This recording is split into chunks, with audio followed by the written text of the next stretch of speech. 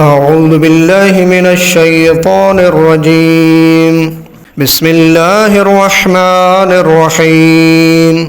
إنا أرسلناك بالحق بشيرا ونظيرا ولا تسأل عن أصحاب الجحيم.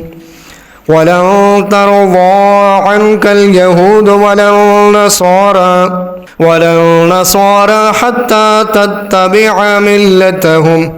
قل إن هدى الله هو الهدى ولئن اتبعت أهواءهم بعد الذي جاءك من العلم ما لك من الله من ولي ولا نصير.